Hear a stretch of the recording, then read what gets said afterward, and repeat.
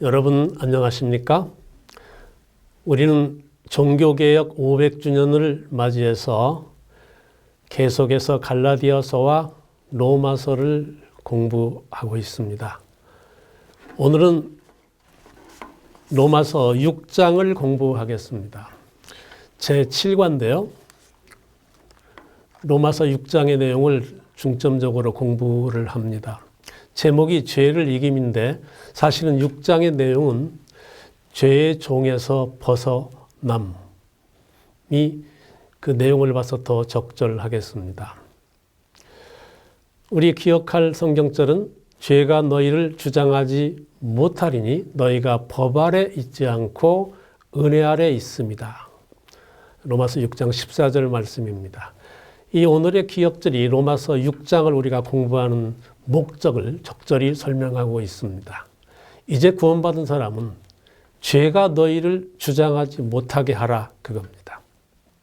그리고 법 아래 살지 말고 은혜 아래 살아야 한다.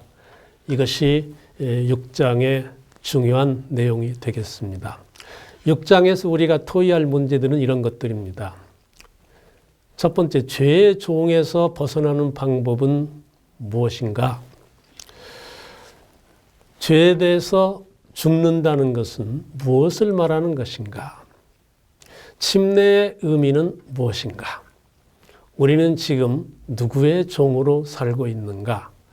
하나님의 종으로 산다는 것은 무엇을 말하는 것인가? 상당히 다 중요한 것들입니다. 우리 신앙생활에도 꼭 필요하고 우리가 알아야 될 것들을 6장에서 공부하겠습니다. 로마서 6장의 내용은 크게 두 부분으로 가를 수 있는데 전반부는 죽어라고 후반부는 살아랍니다. 전반부 6장 1절에서 14절까지는 죄에게 종노릇 하지 말고 벗어나는 길은 죄에 대해서 죽는 길밖에 없다. 그러니까 죄에 대해서 죽어라. 그런 말씀이고 후반부 14절서부터 23절까지는 그냥 죽어 있으면 안 된다.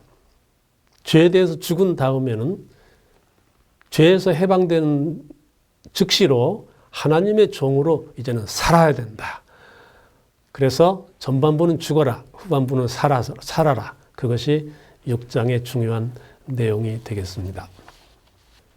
로마서 6장은 그리스도인은 이제 죄의 종으로부터 해방된 사람이다. 자유로운 사람이다. 그것을 말하는 장인데요. 우리 로마서는 죄 문제를 심각하게 취급하고 있습니다. 죄가 무엇인지를 알아야 우리가 구원받을 필요성도 느낄 수 있죠. 죄가 무엇이냐 생각하는 것에 따라서 우리의 구원관도 달라지고 신앙의 많은 것들이 달라집니다. 그래서 로마서는 먼저 죄부터 설명하고 있습니다. 로마서 1장 후반부터 시작해서 3장 전반부까지 모든 사람들이 다 죄인이고 한 사람도 거기에서 피할 수 있는 사람은 없다. 그렇게 설명을 하고 있습니다. 그리고 다시 6장에 와서 다시 한번 죄에 대해서 집중적으로 취급하고 있습니다. 로마서가 말하는 죄에 대한 정의와 그 해결책은 다음과 같은 것입니다. 첫 번째로는 모든 사람이 다 죄인이라는 것입니다. 한 사람도 거기에서 벗어날 수 있는 사람은 없다. 의인은 없나니 하나도 없다. 그것이 이제 로마서의 첫 번째 정의입니다. 그것으로 봐서 죄라는 것은 무서운 것이죠. 한 사람도 벗어날 길이 없으니까 죄는 사람이, 인간이 해결할 수 없는 무서운 문제입니다. 두 번째로 그 죄의 결과라는 것은 아주 비참하고 절망적이고 그 마지막은 사망이다. 모든 사람들이 예외 없이 다 죄인이기 때문에 다 죽는다. 그 마지막은 사망이다. 그런데 이렇게 비참한 것이고 사망으로 끝나는 것임에도 불구하고 죄 문제는 사람이 해결할 수 없다는 것에 그 무서운 것이 있습니다. 우리가 해결할 수가 없어요. 그것이 이제 죄에 대한 기본적 정의입니다. 만일 죄를 사람이 해결할 수 있다면 왜 모든 사람이 다 죄인이겠냐? 벗어난 사람도 있지. 그리고 왜 모든 사람이 죽겠느냐? 그것입니다. 한 사람도 해결할 수 있는 사람이 없기 때문에 모든 사람이 다 죄인이고 의인은 한 명도 없고 모두가 다 죽는 것이 아니겠느냐. 이것이 로마서가 가르쳐 주는 것입니다. 네 번째로, 그래서 우리에게는 우리 자신의 힘으로는 절망적이기 때문에 그 죄인이라는 존재에서 벗어날 수 없기 때문에 그래서 우리에게는 우리를 구원하실 분이 필요하다. 구주가 필요하다. 그것입니다. 그분이 바로 나를 위해서 목숨을 바치신 예수 그리스도시다. 그 다음에 다섯 번째는 그 구원의 길은 어렵고 먼 길이 아니라 하나님께서 즉시 누구든지 원하기만 하면 믿기만 하면 구원을 받을 수 있도록 다 준비하셨다. 그것이 로마서의 해결책입니다. 죄에 대한 해결책이죠. 누구든지 주의 이름을 부르는 자는 구원을 받는다. 그것이 로마서가 확신 있게 우리에게 가르쳐 주는 것입니다. 그 다음에 봅시다. 첫째 날로 그러면 가봅시다. 죄가 더한 곳에 은혜가 더욱 넘친다라는 것인데요. 로마서 6장 1절에서부터 11절 전반부입니다. 그런즉 우리가 무슨 말 하리요? 은혜를 더하게 하려고 죄에 거하겠느냐? 로마서 6장 1절 말씀이죠. 토의할 문제는 죄가 더한 곳에 은혜가 더욱 넘친다는 말은 무슨 말인가? 어떻게 하면 죄의 종노릇에서 벗어날 수 있을까? 또 이 진리를 가장 아름답게 상징한 교회 안의 의식은 무엇인가? 이런 문제에 대해서 서로 토의하면 재미있는 시간이 될 것 같습니다. 첫 번째로, 죄가 더한 곳에 은혜가 더욱 넘친다는 말은 무슨 말인가? 이 죄가 많은 곳에 은혜가 더욱 넘친다는 것은 바울이 로마서 5장 20절에서 한 말씀입니다. 로마서 5장은 첫사람 아담과 이 마지막 아담 예수 그리스도를 서로 비교한 그런 장인데요. 아담 때문에 모든 사람들이 다 죄인이 된 것처럼 예수 그리스도의 은혜로 모든 사람들이 믿기만 하면 다 단번에 거기에서 벗어나서 하나님의 자녀가 된다. 그것을 비교한 것입니다. 그래서 죄가 많은 곳에 은혜가 넘친다는 말은 은혜로 우리가 구원을 받았으니 이제 마음대로 죄를 지어도 된다. 그 말이 절대로 아니고, 죄를 많이 지으면 은혜가 더욱 넘친다. 그런 말이 아니고, 아무리 아담 안에서 수많은 사람들이 죄를 지어도 그 죄가 넘쳐나도 그것을 구원할 수 있는 하나님의 은혜는 더욱 넘친다. 그 말입니다. 그래서 거기에 대해서 오해하지 말라고 로마서는 말하고 있고, 바울은 그럴 수 없느니라 하고 단호하게 말하고 있습니다. 어떻게 하면 6장에서 이제 중요한 핵심이 뭔가 하면 어떻게 하면 우리가 이 죄의 종노릇에서 벗어날 수 있나 한데요. 어떻게 하면 죄의 종노릇, 속박에서 벗어날 수 있나? 첫 번째는 죄에 대해서 죽어야 한다. 그렇게 말하고 있습니다. 죄가 워낙 이게 뿌리 깊고 본질적인 것이기 때문에 뭐 도덕적인 잘못 몇 가지를 고쳐서 되는 것이 아니라 아예 죄에 대해서 죽어야만 거기서 벗어날 수 있다. 그것이 로마서의 가르침이죠. 죽으면 죄도 우리를 어떻게 하지 못하죠. 사형수도 처형받기 전에 감옥에서 죽으면 할 수 없이 감옥에서 내줘야 합니다. 우리가 요즘 세상에서도 죄를 지은 사람이 죽으면 더 이상 기소할 수 없어요. 기소를 중지하죠. 그러니까 어떤 것에서 벗어날 수 있는 가장 확실한 방법은 죽는 것이다. 죽으면 아무도 우리를 어떻게 하지 못한다. 그래서 우리가 죄에서 진정으로 벗어나고 싶으면 죄에 대해서 죽어라. 그것이 우리 6장에서 우리에게 말해주는 것입니다. 이 죄에 대해서 죽는다는 것은 상당히 이게 무슨 뜻일까요? 우리가 지금 이제 이걸 탐구해야 되는데, 제가 로마서를 누구한테 배웠는가 하면 블레진 박사라는 분한테 배웠어요. 블레진 박사는 아주 세계적인 신약 학자인데 프린스턴 대학에서 신약을 공부해서 신학 박사를 받았습니다. 근데 제가 그분한테 이 로마서를 공부하면서 블레진 박사가 숙제를 내주기를 로마서의 내용으로 논문을 하나씩 쓰라고 그래요. 작은 논문입니다. 한 30페이지나 40페이지 논문을 쓰라고 그래요. 근데 제목이 서로 겹치면 안 되니까 제목과 내용을 허락을 받고 써라 그래요. 그래서 제가 뭘 쓰기로 결심했느냐면 이 로마서 6장 2절 죄에 대해서 죽음, 이 죄에 대해서 죽는다는 것이 뭔지 여기서 한번 써보면 재밌겠다 싶어서 이걸 쓰겠다고 가지고 갔더니 이 블레진 박사가 아주 좋아하고 저를 칭찬해요. 잘 골랐다. 참 좋은 제목이다. I love it. 한번 해볼 만하지? 그래요. 그래서 제가 속으로 내가 참 제목은 잘 고르는구나. 그렇게 좋아했는데요. 도서관에 가서 죄에 대해서 죽음이란 제목으로 이제 논문을 쓰려고 여기에 대해서 누가 무슨 책을 썼나 무슨 참고 도서가 있나 컴퓨터로 쳐봤더니 로마서 6장 1절 2절을 쳐봤더니 거기에 맨 처음 나오는 것이 뭐냐면 로마서 6장에 나오는 죄에 대해서 죽음이라는 제목으로 연구를 할 사람은 블레진 박사의 박사학위 논문을 참고하시오 그렇게 써 있어요. 그래서 제가 깜짝 놀랐어요. 아니 블레진 박사가 이걸로 박사학위 논문을 썼구나. 그래서 얼른 책꽂이에 가서 그걸 찾아서 봤더니 이 저한테 로마서를 가르치는 블레진 박사가 프린스턴 대학에서 로마서 6장에 나오는 죄에 대해서 죽는다는 것이 무슨 뜻인가에 대해서 764페이지에 이렇게 두꺼운 논문을 썼어요. 박사학위 논문. 그래서 제가 그 제목으로 제 숙제를 했을까요? 안 했을까요? 당장 포기했습니다. 764페이지의 그 두꺼운 논문을 쓴 분한테 제가 30페이지 이 조그마한 걸 들고 가서 점수를 받을 수 있겠습니까? 당장 포기하고 다른 걸 썼죠. 죄에 대해서 죽는다는 것이 이렇게도 깊은 엄청난 뜻을 연구하면 연구할수록 엄청난 뜻이 있는 것을 우리가 알 수 있습니다. 그렇지만 우리는 그걸 다 공부할 시간이 없기 때문에 로마서 6장에서 그냥 간단히 몇 가지만을 살펴보려고 합니다.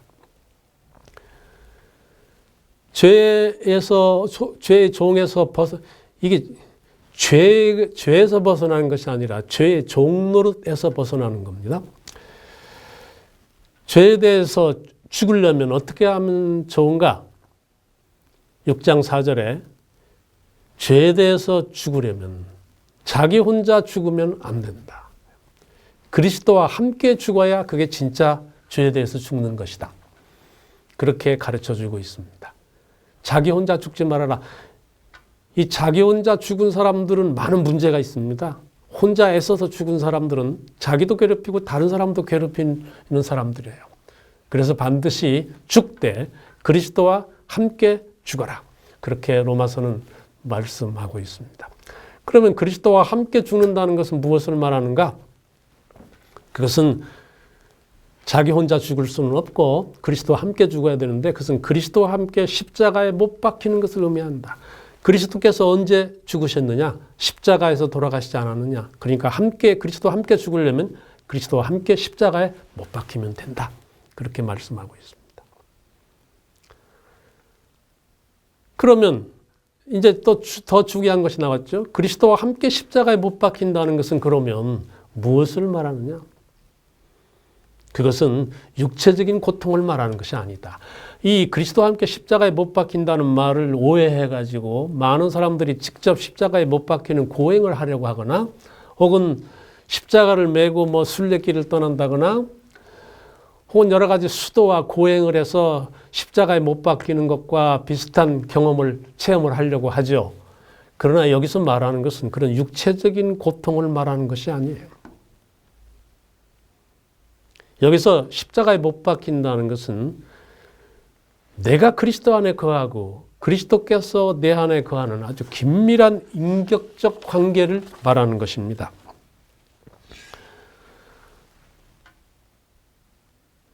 우리가 그 농부가 나무를 접붙일 때, 두 나무를 접붙일 때 양쪽 면을 자르죠. 이 나무 면도 자르고 저 나무도 자릅니다.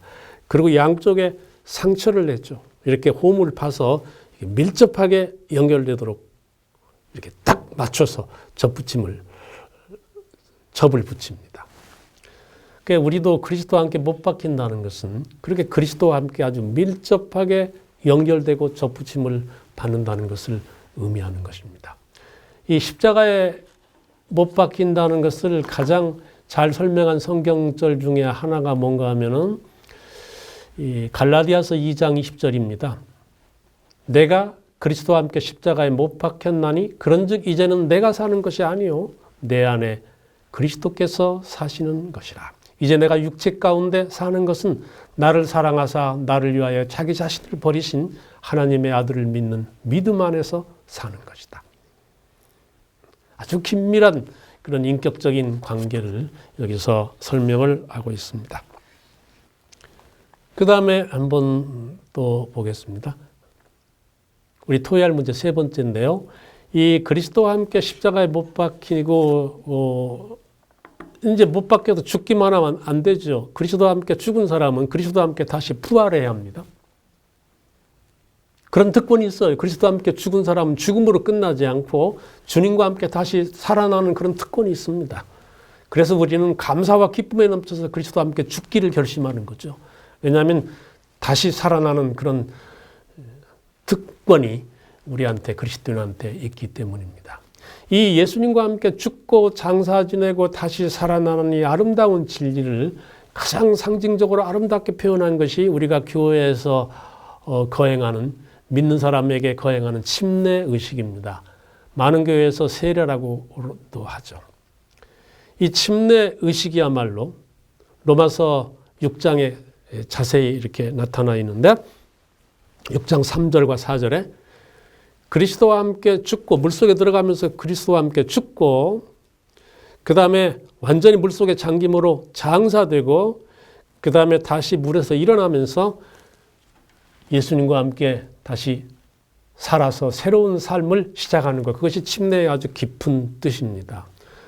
근데 요즘에 우리 많은 교회들에서 침례 대신 세례를 행하는 것은 유감스러운 일입니다. 성경 그대로가 아니죠. 성경의 깊은 뜻을 살리지를 못했습니다.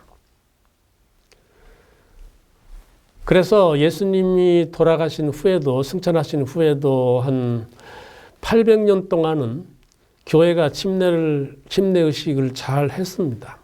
우리가 터키에 가서 비잔틴 시대의 교회 AD 800년경의 교회들의 유적들을 보면 기둥들은 지진 때문에 많이 무너졌지만 침례탕은 그대로 있는 것을 볼 수가 있어요. 적어도 AD 800년까지는 침례를 교회에서 행했다는 것을 알 수 있는데 그 후로 이제 유아 세례나 어린이들 뭐 세례 준다거나 혹은 뭐 십자군 파견 때 세례를 준다 하면서 아마 침례가 세례로 바뀐 것 같습니다만 세례는 이 죽고 장사 지내고 부활하는 깊은 의미를 제대로 나타내지를 못합니다. 우리가 그러면 둘째 날로 한번 가볼까요? 둘째 날은 제목이 이제 죄에 대해서 죽었으니 죄가 너희를 지배하지 못하게 하라. 이것이 이제 둘째 날 우리가 공부할 주제입니다. 주제절은 그러므로 너희는 죄가 너희 죽을 몸을 지배하지 못하게 하여 몸의 사욕에 순종하지 말고 로마서 6장 12절 말씀입니다. 토의할 문제는 지배한다는 것은 무엇을 말하는가? 두 번째는 죄가 우리를 지배하지 못하게 하는 방법은 무엇인가? 이런 것들을 우리가 공부하겠습니다. 지배한다는 것은 이제 주장한다는 것이죠. 주관한다는 것입니다. 그래서 우리가 죄인이기 때문에 우리가 죄에 얽매일 때가 아주 많죠. 그래서 여기서 벗어나야 되는데 죄가 워낙 본질적으로 아주 뿌리 깊은 것이고 존재에 깊이 박혀 있는 우리 이 본질상 진노의 자녀이기 때문에 이 죄의 지배에서 벗어난다는 것이 참 너무나 어려워서 우리 7장의 후반부에도 나오지만은 정말 탄식이 절로 나오죠. 인간이라는 것이 얼마나 이렇게 약한 것인가, 얼마나 본질적으로 악한 것인가, 그런 깊은 탄식이 나오게 됩니다. 우리가 죄가 우리를 지배하지 못하게 하는 방법은 무엇인가? 우리가 첫째 날에서도 공부를 했습니다. 우리가 거기에 대해서 죽고, 그 다음에 죽기만 해서는 안 되고, 그 다음에 예수 그리스도께 가야 되죠. 주인을 바꿔야 합니다. 이 세상에서는 주인 바꾸는 것이 쉽지 않죠. 우리가 딱 얽매여 있어요. 그러나 하나님께서는 언제든지 우리가 원하기만 하고 믿기만 하면 하나님의 종이 될 수 있도록 우리에게 구원의 기회를 주셨습니다. 참으로 그 은혜가 감사합니다. 제가 여기 검은 끈을 하나 가져왔는데 한번 보겠습니다. 이 검은 끈이 아주 무시무시하죠. 우리 마치 죄 같습니다. 우리가 세상에 살 때 우리를 얽매는 것이 많죠. 그래서 도망가려고 잡아다녀도 더 이게 팽팽하게 잡아다니기 때문에 이 지배에서 벗어나기가 상당히 힘듭니다.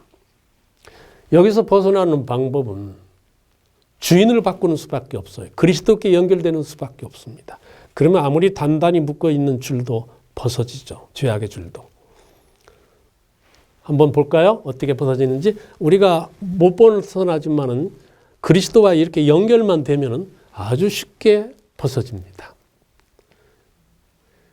이게 뭐 마술이 아니고 우리 청년들이 잘하는 끝매기법인데 다시 한번 볼까요? 우리를 얽으면 죄가 아무리 많고 튼튼한다 할지라도 자기 힘으로는 벗어날 수 없어요. 당기면 당길수록 벗어나려고 하면 할수록 이것도 더 잠기죠. 그러나 예수 그리스도에게 연결만 되면은 주인만 바꾸면은 아주 쉽사리 거기서 벗어나고 해결될 수가 있습니다.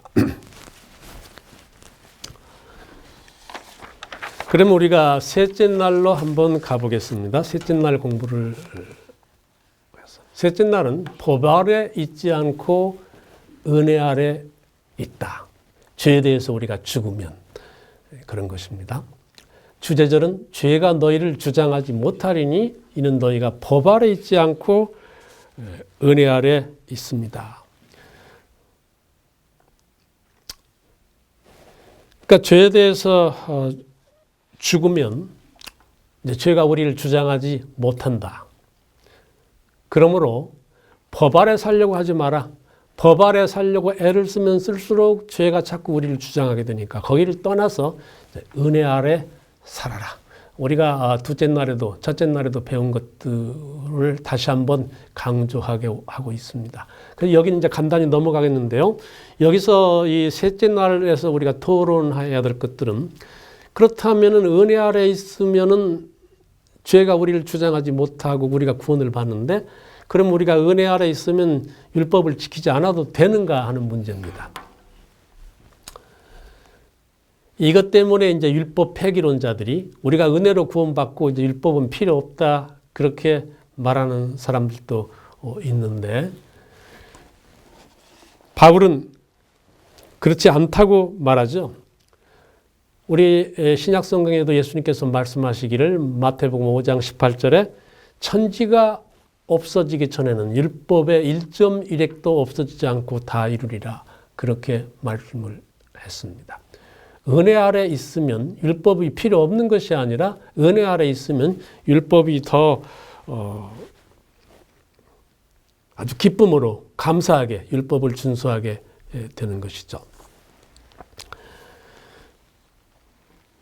우리가 은혜 아래 있으면 그러면 죄 문제가 해결되느냐, 죄가 극복이 되느냐, 이제 그런 우리가 은혜 아래 있다고 주여 믿습니다. 그렇게만 말하면 언제 그게 죄가 극복이 되느냐, 그렇게 살아서 언제 은혜만 노래 불러서 언제 성화가 되느냐, 또 율법은 그러면 어디에 필요하느냐, 이제 그렇게 걱정하는 사람들이 있지만은 로마서는 말합니다. 걱정도 하지 말아라.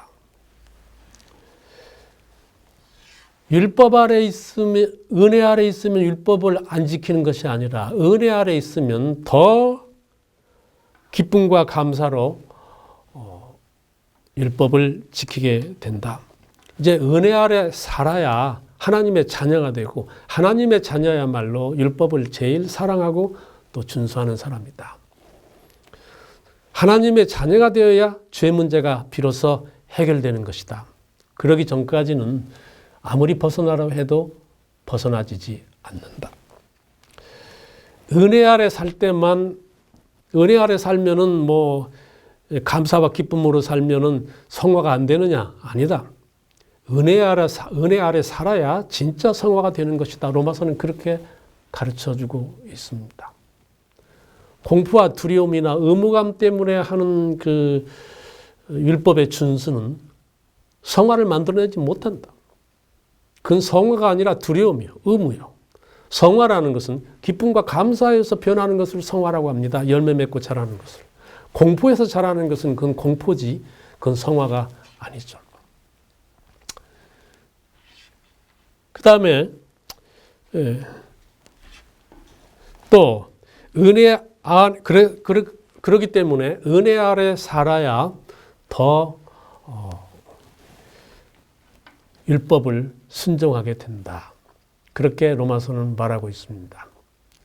우리가 가사 도우미를 하는 처녀가 어떤 집에 가서 이제 입주해서 아침부터 밤까지 일하면서 가사 도우미를 하는데 먹고 살기 위해서 그럴 때는 모든 것이 의무예요.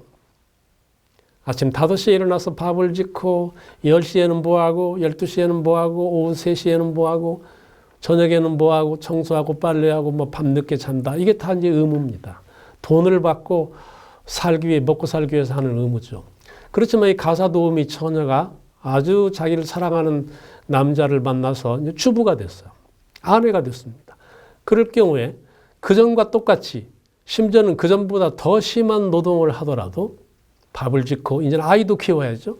하더라도 그것을 의무나 혹은 뭐 노동으로 생각하지 않고 기쁨으로 노래 부르며 할 수 있는 것은 이제 사랑 때문에 그렇죠. 더 이상 이제 그건 의무가 아니죠. 가사도우미 때는 접시를 깨면은 맨 처음 드는 생각이 이제 두려움입니다. 아이고 주인이 알면 주인이 알까 무섭죠. 두 번째는 이 깨진 접시를 감쪽같이 어떻게 하면 처리해서 주인이 모르게 할 수 없을까? 즉 죄를 없애려고 들키지 않게 하려고 하는 생각이 듭니다. 그러나 이 가사도우미가 사랑을 받는 주부가 된 다음에 접시를 깨면은 이제 두려워할 필요가 없어요. 이제 맨 처음에 드는 생각은 이제 아까운 생각입니다. 이게 자기 것이니까. 아이고, 참 아깝다. 그 다음에 두 번째 드는 생각은 다시는 이런 실수를 하지 말아야지 하는 것입니다. 여러분, 같은 법이 적용이 돼도 누가 더 그 법을 더 잘 준수하는 겁니까? 하나님께서 어떤 것 쪽을 더 좋아하시겠습니까? 어느 쪽이 더 잘하고 열매 맺는 성화가 이루어지겠습니까? 그건 우리가 스스로 한번 생각해 보면 잘 알 수가 있습니다. 그 다음에 제가 이 성경절을 가지고 하나 이야기를 드리려고 합니다. 어떤 교회에서 목사님이 늘 사랑만 강조하고 은혜만 강조하고 율법은 마치 필요 없는, 계명 지키는 것은 필요 없는 것처럼 그렇게 설교를 했습니다. 어느 날 그날 또 역시 사랑만 중요하고 율법은 필요 없는 것처럼 설교하다가 율법 속에 살지 말라고 그래서 설교를 하다가 어떤 장로님한테 질문을 했습니다. 장로님, 하나님을 사랑한다는 것이 무엇입니까? 그랬어요. 그랬더니 그 장로님이 즉각 대답을 했습니다. 하나님을 사랑한다는 것은 요한일서 5장 3절입니다. 그랬더니 모든 교인들과 목사님도 요한일서 5장 3절을 찾아봤습니다. 하나님을 사랑하는 것은 이것이니 우리가 그의 계명들을 지키는 것이라. 그의 계명들은 무거운 것이 아니로다. 하나님을 사랑하는 것과 계명을 지키는 것은 여러분 사실 같은 것입니다. 동떨어져서 하나가 높아지고 하나가 낮아지는 것이 아니죠. 하나가 필요되고 하나가 필요 없는 것이 아닙니다. 그것은 하나님을 사랑하는 사람, 은혜로 구원받은 사람에게 동시에 있게 되는 것입니다. 우리 넷째 날 공부를 하겠습니다. 넷째 날은 로마서 6장 15절 21절입니다. 우리는 죄의 종인가 순종의 종인가. 이제 아까 처음에 로마서 9절을 공부할 때 전반부는 죽어라 하고 후반부는 살아라 라고 했는데 오늘 이제 넷째 날 주제부터는 우리가 이제 살아랍니다. 죄의 종에서는 죽고 하나님의 종으로 살아라. 그것입니다. 주제절은 6장 16절이고요. 토의할 문제는 은혜로 구원받아 죄의 종에서 벗어난 사람이 명심해야 될 것이 무엇인가? 참된 자유는 어디서 얻을 수 있는가? 그런 문제들을 토의하면 많은 유익을 얻을 수 있겠습니다. 이렇게 은혜로 구원받아서 죄의 종에서 벗어나고 하나님의 종이 된 사람이 명심해야 될 것은 무엇인가? 이게 로마서 5장부터 5장, 6장, 7장, 8장은 이제 그리스도인의 자유인데요. 5장은 진노에서 벗어난 자유, 6장은 죄의 종에서 벗어난 자유, 7장은 율법에서 벗어난 자유인데요. 8장은 사망에서 벗어난 자유. 이렇게 그리스도의 은혜로 자유를 얻은 사람은 두 가지 명심해야 될 것이 있습니다. 하나는 그 자유가 엄청난 대가를 치렀다는 것입니다. 하나님의 아들의 죽음이라는 이 우주에서 가장 큰 사건, 가장 고귀한 희생이 우리의 자유를 위해서 치러졌습니다. 죄에서 벗어나게 하기 위해서. 그러므로 그것은 방종하라고 아무렇게나 살라고 그렇게 귀한 희생이 치러진 것이 아님을 늘 명심해야 됩니다. 또 한 가지 명심해야 되는 것은 자유를 방종으로 오해해서는 안 됩니다. 이제 하나님의 은혜로 그리스도의 은혜로 이렇게 구원을 받았으니 아무렇게나 살아도 된다. 그렇게 생각해서는 절대로 되지 않죠. 우리가 죄를 지으면 죄의 종이 됩니다. 정욕의 노예가 되면 정욕의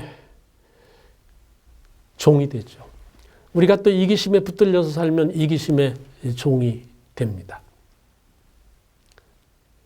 그래서 이런 종노릇에서 우리가 그리스도를 주인으로 삼아서 하나님의 종이 됨으로써 벗어나는데 그때만 우리에게 진짜 참된 자유가 올 수가 있습니다. 참된 자유는 하나님의 종이 될 때만 올 수가 있죠. 그래서 요한복음 8장 32절에 보면 진리를 알지니 진리가 너희를 자유롭게 하리라. 그렇게 말씀을 했습니다. 우리 다섯째 날 주제도 있습니다만은 같은 내용입니다. 그래서 우리 넷째 날과 다섯째 날을 같이 어울려서 공부를 했습니다. 로마서를 공부하는 여러분, 우리는 오늘 누군가의 종으로 살고 있습니다. 죄의 종으로 살고 있든지, 욕심의 종으로 살고 있든지, 근심과 고통의 종으로 살고 있든지, 이기심의 종으로 살고 있든지. 세상은 우리를 지배하고 억누르는 것들이 많죠. 잘못하면 다 그것들의 지배를 받고 우리 마음이 흐트러지고 그것들의 종이 돼서 살기가 쉽습니다.